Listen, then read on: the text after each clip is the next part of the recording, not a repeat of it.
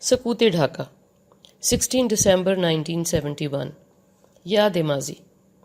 مشرقی پاکستان کہنا اور سننا یاد ہے، مگر ذرا ذرا۔ اچھے موسموں میں وہاں جانے کا انتظار ہی رہا اور رہ رہا ہے۔ ہم چھوٹے تھے جب خالہ ڈھاکہ رہتی تھیں، کسی کے ہاتھ رس ملائی بھیجتیں اور کسی کے ہاتھ اناناس اور ناریل۔ ململ کی ساڑیاں بھی امی کے لیے دھندلی سی یاد ہیں، شاید اس کو یاد بھی نہیں کہنا چاہیے۔ کچھ دھندلکا سا خاکہ میں پہلے بھی بنا لیتی تھی، اب بھی بنا لیتی ہوں، ذکر سن سن کے، اور لگتا ہے کہ یاد ہے۔ میں کوئی 10-11 سال کی تھی تو یہ نام سنا جاتا تھا، اور پھر سنا نہ سنا سے ہمارا کوئی تعلق ہی نہ رہ گیا۔ گھر میں کسی کو اخبار پڑھنے کا شوق تھا، نہ کوئی ٹی وی پہ خبریں سننے کا، سو گھر میں کوئی گفتگو نہ ہی ہوتی تھی، نہ مذہب پہ اور نہ ہی سیاست پہ۔ 69 یا 70 میں خالہ لوگ واپس آ گئے اور مشرقی پاکستان کا ذکر بھی اختتام پذیر ہوا، کم از کم ہمارے گھر میں تو۔ کوئی آج کا وقت تو تھا نہیں کہ ٹی وی، کمپیوٹر، ہر ہاتھ میں موبائل اور انٹرنیٹ، سو مجھے بالکل علم نہیں کہ کیا بنی۔ 1971 سے 1917 تک زندگی معلوم نہیں کہاں کہاں سے گزرتی رہی اور کیا کیا بتاتی سمجھتی سمجھاتی رہی، اور لو 1918 بھی گزر گیا تقریباً۔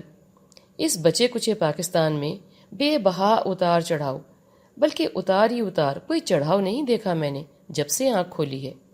کبھی خیال ہی نہیں کیا کہ کبھی اس موجودہ پاک سرزمین کے علاوہ بھی کوئی ہمارا حصہ تھا۔ ہم تو ہر وقت اس حصے کے ہی بگڑنے بکھرنے کے مخمصے میں الجھے رہے اور الجھ رہے ہیں۔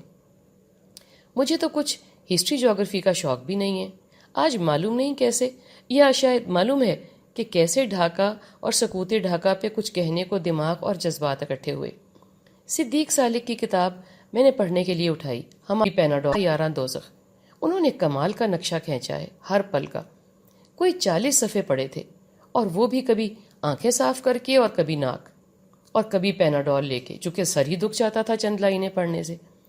ایسا لگا کہ میں بھی ہر اذیت ان کے ساتھ بھگت رہی ہوں، اور ہر آتی جاتی سانس، ہر آگے کو پیچھے کو اٹھتے قدم ان کے ساتھ طے کر رہی ہوں۔ اس سے پہلے میں نے سوچا کوئی ایک آدھ آرٹیکل اور ہی پڑھ لوں ایسے ہی۔ جس نے جس اینگل سے واقعات کو دیکھا، سنا یا بھگتا، محسوس کیا، پل پل مرا، پل پل جیا، ویسے ہی بیان کیا نا، اور ویسے ہی قلم بند کیا ہوگا۔ تو 2-3 دن ہو گئے میں نے کتاب بھی شروع کی اور کچھ آرٹیکلز بھی پڑھنے شروع کیے۔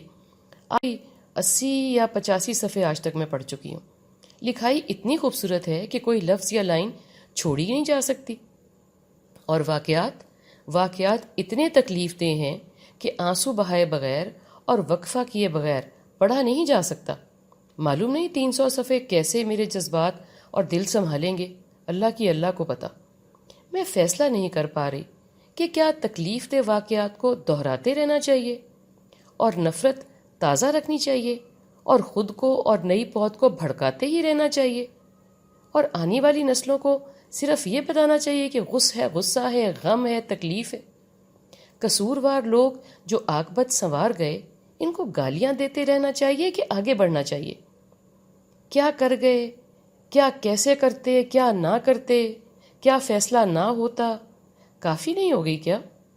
بھلے ہم بہت وطن پسند ہیں، محب وطن ہیں، وطن سے پیار کرتے ہیں، تکلیف میں ہیں، مگر یا تو زخم تازہ رکھ کر آپ کا ایجنڈا ہو کہ گنوایا خطہ واپس بھی لانا ہے، تجارت بڑھانی ہے، آمد و رفت میں رہنا ہے، چھنے حصے کو دوبارہ خود میں ملانا ہے، تو تازہ رکھنے کا فائدہ بھی ہے نا۔ جو قابل قتل تھے وہ تو سدھار گئے اس دیس جہاں اللہ سونا ان کا خود ہی حساب لے رہا ہوگا۔ اب کیا رونق ملا؟ دکھ کی باتیں کر کر کے دکھ بڑھتا ہے بے فائدہ، اور تکلیف بھی ان کو ہی ہے جن کو ہے، اور انہی کو رہے گی۔ ہم تو بس باتوں کے نشے میں مست ہیں۔ میں بے حد دکھ میں ہوں، مگر واقعات دہرا کے کسی کے جذبات کو میں ابھارنا نہیں چاہتی۔ جذبات کچھ نہیں کر سکتے اس معاملے میں۔ میں جب تک مثبت نتیجے کا 100% یقین اور انتظام نہ کر لوں۔